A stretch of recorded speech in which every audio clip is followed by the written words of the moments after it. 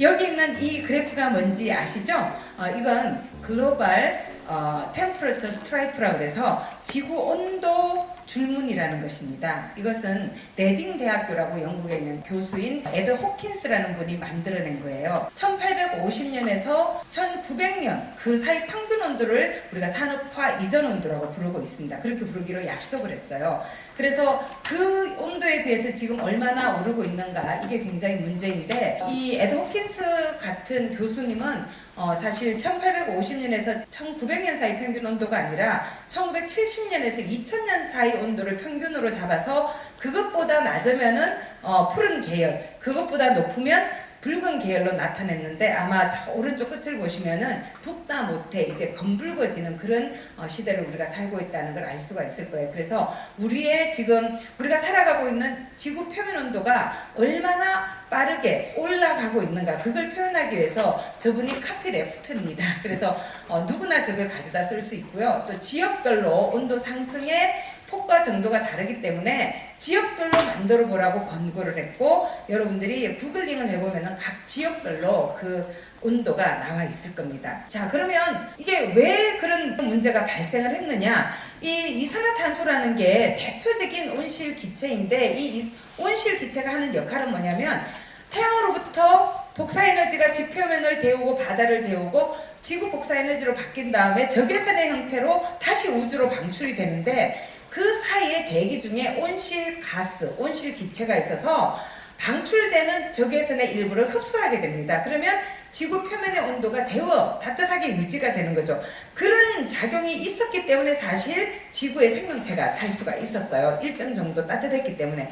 근데 지금은 문제가 뭐냐면 너무 온실 기체가 많이 늘어나서 온도 변화가 빠르게 높아지고 있는 그런 문제가 있습니다. 근데 예전에도 보면은 오르내림이 있었어요. 그래서 이게 오르내리는 건 자연 변동 아니야 라고 이야기할 수 있는데, 1950년에서 지금 현재 2023년 현재는 400을 넘었었거든요. 80만 년 이상의 기간 동안 70년이라는 건 눈을 깜짝하고 뜨는 것보다도 오히려 더 짧은 순간일 거예요. 그 사이에 너무 빠르게 올라갔다는 거죠. 그건 뭐냐? 자연 변동으로는 설명할 수 없는 인위적인 인간의 사회 경제 활동의 결과다. 이걸 보여주는 굉장히 중요한 그래프입니다. 그래서 지금도 어떤 사람들은 기후변화? 그거 진짜 발생하고 있는 거야? 또는 발생하고 있더라도 그게 인간에 의한 거 맞아? 이렇게 부정하고 싶은 분들이 계신데, 그것은 그분의 뇌피셜입니다. 이런 과학적 근거가 존재하고 있습니다. 작년 11월이었죠. 이집트의 샤르멜 쉐이크라는 곳에서 제27차 기후변화 당사국 총회가 열렸고, 그 바로 직전에 유엔에서 이제 보고서를 발표를 했어요. 그래서 지금 현재 기후위기가 얼마나 심각한 상태인가를 보여주는 다양한 요소들을 정리해서 보고서를 발표를 했고요. 또 올해 7월에는 세계 기상기구가 있어요. 거기에서 작년에 지구 전체의 어떤 기후 현황에 대해서 보고서를 발표를 했는데, 그에 따르면은 작년에 온도가 아까 말씀드린 산업화 이전에 비해서 1.15도 상승을 했다고 해요.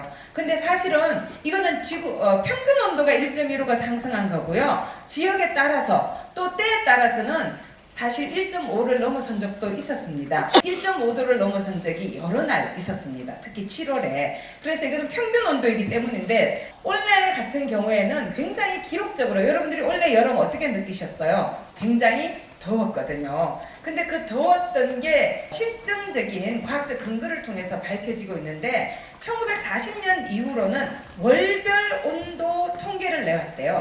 근데 그 이후에 관측된 온도 중에서 올 7월, 2023년 7월이 가장 온도가 높았다 그래요. 그리고 이제까지 기록 중에서 가장 온도가 높았던 두 번째 달이 올 8월이었어요. 그리고 올 8월은 이제까지 8월 가운데서는 가장 높았습니다. 문제는 이런 온도가 지금 상태에 머무르는 게 아니라, 사실은 어쩌면 뒤돌아서 보면은 2023년 온도가 2024년 이후보다 가장 낮았던 해로 기록이 될 수도 있다는 거죠. 그런데 기후변화란 뭐냐면, 아까 말씀드린 그 온실 효과가 너무 과도해지면은 지표면의 온도가 자꾸 올라가잖아요. 그걸 우리가 지구온난화라고 불러요. 그런데 겨울에 너무 추우면 지구온난화 맞아? 이렇게 말씀을 하시는 분들이 계신데, 지구 온난화는 지표면의 평균 온도의 상승 그 자체를 의미하기 때문에 우리나라의 기온이 떨어진다고 해서 세계 전체 기온이 떨어지는 게 아니에요. 남반구는 지글지글 끓고 있거든요. 그래서 그걸 합한 거기 때문에 지구 온난화의 결과로 발생하는 게 이상기후입니다. 더워도 너무 덥고 추워도 너무 춥고 비가 와도 너무 많이 오거나 너무 안 오거나 우박이 그냥 아무 때나 쏟아지거나 뭐 이런 거예요. 그래서 우리가 주목하는 게 바로 이 왼편 기후 위험입니다. 그리고 최근 들어서 굉장히 또 많이 문제가 되는 게 산불입니다. 산불은 지표면의 온도가 올라가다 보니까 증발량이 늘어나서 지표가 건조해져요. 산악화되는 지역들도 늘어나고 있어요. 그래서 불씨가 떨어지게 되면 예전보다 더 빨리 타고 더 많이 타고 더 확산되는 속도가 빠릅니다. 그래서 전 세계적으로 산불이 늘고 있어요. 그런데 이거는 기후위기의 또 하나의 위험 요인이 됩니다. 왜냐하면 산불이 늘어나게 되면 나무가 타니까 나무 안에 있던 탄소가 공기 중에 산소를 만나서 이산화탄소가 만들어지고 또 나무가 많이 없어지니까 그만큼 이산화탄소를 흡수해서 저장했던 역할을 했던 흡수 저장고가 사라지기 때문에 이게 악화되는 그런 문제가 발생을 합니다. 그런데 문제는 이런 1차적인 기상이변에만 피해가 발생하는 게 아니라 그로 인해서 더 많은 2차, 3차의 피해가 발생을 하고 있어요. 전 세계적으로 이런 기상이변에 따라서 농작물의 수확량이 떨어지는 일들이 많이 늘어나고 있고요. 그 농작물을 가공하는 식가공업품도 영향을 받을 수밖에 없는 거고요. 그 다음에 또 물을 둘러싸고 물이 귀해지니까 물을 둘러싸고 한 국가 안에서도 국가 간에도 갈등이 발생하고 또 우리가 여러분들이 정의로운 전환이라는 표현을 들어보셨는지 모르겠지만 기존의 온실기체를 다량 배출했던 산업은 앞으로 살아남기 어렵습니다. 축소되거나 소멸하거나 사라질 수밖에 없습니다. 그러면 거기에 종사했던 노동자들, 자급자들 또 그런 산업이 입지했던 지역의 경제는 엄청난 시련을 겪을 수밖에 없거든요. 그래서 결국은 실업이라든지 빈곤의 위기가 오고 또 그 대응 역량에 따라서 불평등이 심화되는 그런 사회경제적인 결과까지도 유발하게 됩니다. 그리고 그것은 결국 또 어떻게 되냐면 세계 평화를 위협하는 문제가 돼요. 지금 전 세계적으로 전쟁에 의한 난민보다 강제 이주보다 기후변화에 따른 강제 이주가 더 많은 사실 아십니까? 앞으로는 더 많아질 거예요. 그래서 사실은 2007년에 아까 말씀드렸던 IPCC라는 기구와 클린턴 정부에서 부통령을 했던 엘고우 씨가 공동으로 노벨 평화상을 수상했습니다. 그 이유가 뭐냐면 기후위기가 궁극적으로는 세계 평화를 위협하는 문제인데 지구 전체 이 사람들의 인식을 높여줬기 때문이라는 이유였거든요. 그래서 앞으로는 지금 과거의 20년을 비교해봤더니 1980년에서 20년, 2000년에 20년을 비교해봤더니 그 사이에 자연재해가 1.7배 늘어났고 앞으로 2030년까지는 재난의 종류에 따라서 30에서 40% 더 늘어날 걸로 예상되고 있어요. 그리고 이 그림은 IPCC가 최근에 제6차 평가 보고서를 펴냈는데 거기에 나와 있는 그림입니다. 우리가 언제 태어났느냐에 따라서 경험하는 온도의 종류, 온도의 수준이 달라진다는 얘기죠. 2022년 현재 70세인 분들이 태어났을 때는 온도가 그렇게 높지 않았어요. 이 온도가 1850년에서 900년 사이 평균 온도를 보여주고 있는데 평균하고 동일한 건 하얀색이고 더 높아지는 건 노란빛에서 보라색이 금보라로 변하는 그런 색깔을 보여주고 있거든요. 그래서 그때는 약간 높은 수준이었는데 지금 한 1.1도씩 올라간 상태예요. 근데 지금 태어난 아이들은 그들이 동일한 70세가 되었을 때는 그냥 지금처럼 산다면 4도 이상의 온도를 경험하게 될 거라는 거죠. 이게 세대 간에 너무나 심각한 기후 패턴의 변화가 있을 수 있다는 거예요. 문제는 이들이 경험하게 되는 이 기후위기는 이들이 배출한 것이 아니라 이 이전 세대가 배출한 결과이기 때문에 세대 간 형평성 문제를 이야기합니다. 그런데 여기에서 우리가 또 흥미로운 사실 하나는 뭔가 하면요. 제가 뒤에서 보여드리겠지만 젊은 층일수록 오히려 기후위기 문제에 심각하고 더 예민할 것 같은데 그렇지가 않더라고요. 조사 결과를 보면은.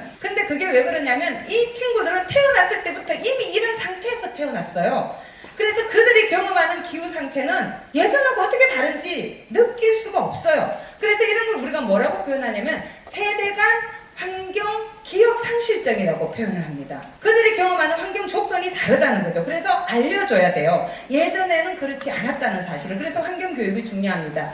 제가 특별히 이 슬라이드를 일부러 넣었는데 그 이유가 뭐냐면 기후변화 문제는 상당히 다른 환경 문제하고 다른 특성을 가지고 있어요. 그게 뭐냐면 시간 지체 현상이 굉장히 심각하다는 거예요. 아까도 보여드렸지만 문제를 야기한 행위가 있었던 시점하고 그 문제가 문제로 인식되는 시점, 그게 굉장히 차이가 커요. 지금 우리가 경험하는 문제는 산업혁명기부터 만들어진 문제인데 겨우 1990년대 세계적으로 문제가 돼서 협약이 만들어졌고 사람들이 이렇게 체감해서 정말 문제가 있네, 빨리 어떻게 해야 되겠는데 그렇게 느끼기까지 30년 정도 걸렸거든요.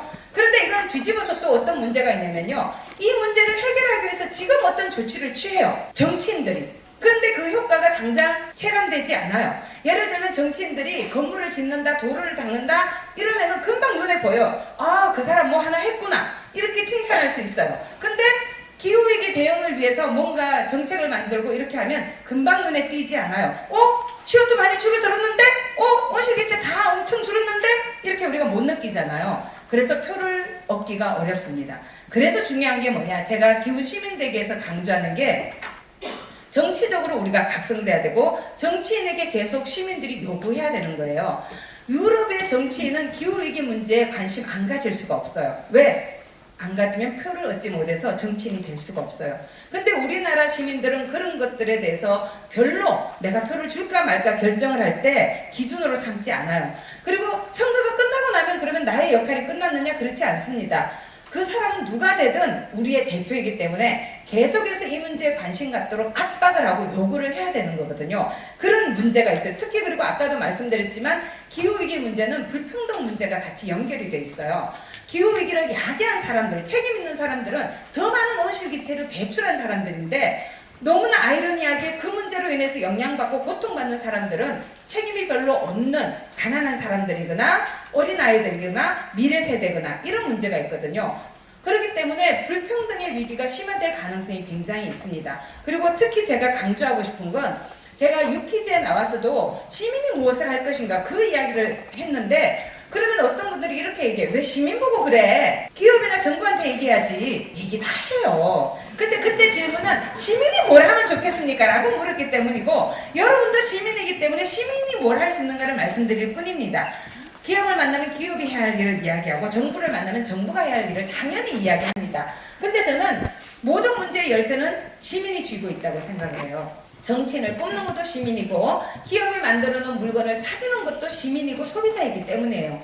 결국 우리가 정치적으로도 주권을 가지고 있고 소비자로서도 주권을 가지고 있기 때문에 우리가 그 어떤 그 주권을 어떻게 행사하느냐에 따라서 변화가 가능한 거거든요. 그래서 저는 계속해서 시민으로서 역할을 잘해야 되고 그런 역할을 잘하는 시민이 기후위기 시대는 기후시민이라고 이야기합니다.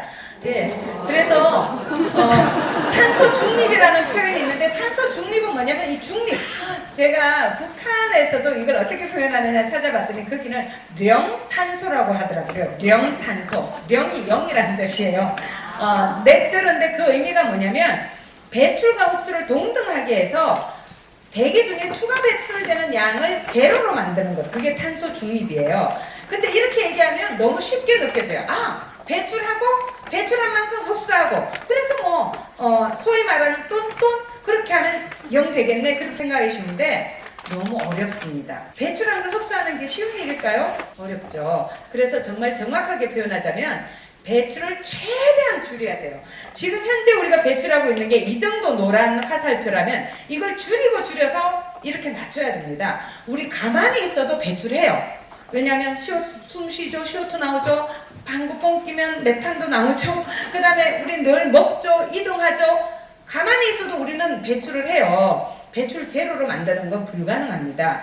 그래서 배출을 그래도 최대한 줄이고 그래도 배출되는 건 자연 기반 흡수 방법을 통해서 흡수를 해야 돼요. 자연 기반 흡수라는 것은 조림이라든지 재조림이라든지 갯벌의 복원이라든지, 왜냐면 요새 갯벌이 블루카본이라 그래서 굉장히 많은 CO2를 흡수하는 저장고 역할을 한다는 게 밝혀지고 있거든요. 그리고 또 해양에 잘피라든지 이런 갈조리를 심게 되면 또 많이 흡착을 한다 그래요. 여하튼 그런 방법, 또 또 늪지, 습지를 보존한다든지 이런 방법인데 사실 그것만으로는 부족해서 최근에 나오는 게 최근도 아니다 좀 오래된데 CCUS라는 거예요. 이거는 탄소 포집 이용 저장 기술인데 탄소가 나오는 걸 더 이상 막을 수가 없을 때 그걸 포집해서 저장을 하거나 그중에 일부를 꺼내서 또 이용하고 다시 저장하고 이런 건데 사실 이거는 굉장히 비쌉니다. 비쌀 뿐더러 어떤 문제가 있냐면 흡수 저장해놨는 게 누출이 되지 않으려는 보장이 없고요. 저장할 수 있는 공간이 무한대가 아니에요. 지구가 아무리 넓다고 해도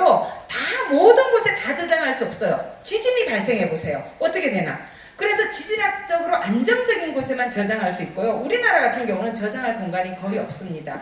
서해안 대륙붕에 약간 있고 동해안에 우리가 가스전이 조그만 게 있었잖아요. 거기 정도입니다. 그래서 오히려 화석연료를 채굴했던 산유국이나 그 탄광을 가지고 있는 국가들에서 꺼낸데 다시 넣겠다 뭐 이렇게 이야기하지만 그 모든 게 비용이 수반이 되는 거고 그렇지만 이걸 하는 이유는 과도기적이지만 대기 중에 너무 높은 농도로 탄소가 들어가면 안 되니까 일부라도 하자. 특히 이제 공정상에 가장 많은 CO2가 공정상에 배출되는 건 철강 산업하고 시멘트 산업이에요. 이런 거는 만들 때 애초에 발생을 해요. 그래서 최근에는 철강 산업 같은 경우에는 그 철광석에서 뽑아낼 때 우리가 환원제로 쓰는 게 코크스거든요. 그게 석탄이잖아요. 그래서 거기에서 카본이 있고 또 CO2가 나오게 되는 거예요. 근데 그걸 대신해서 요새 뭘 개발하고 있냐면 수소 환원 제철 공법을 개발하고 있어요. 그거는 환원제로 수소를 집어넣는 거예요. 그러면 수소가 다시 이제 산소랑 결합하게 되면 물이 되기 때문에 CO2가 배출이 안 되는 거거든요. 이런 것도 상당히 중요한 기술이라서 앞으로 이 기술 개발 엄청나게 진행이 될 거고요. 이 기술을 누가 선점하느냐에 따라서 세계 철강 시장을 선정하는 게 달려 있을 겁니다. 근데 하여튼 이렇게 가자는 거고요. 그 0.5도 차이지만 이렇게 많은 차이가 있습니다. 그 0.5도 차이가 온도가 2도만 올라가도 서식지가 파괴돼서 사라질 위험에 처한 식물이나 동물, 뭐 포유류 이런 곤충 비중이 달라진다는 거예요. 2도가 되면 1.5도보다 2배가 늘어나고요.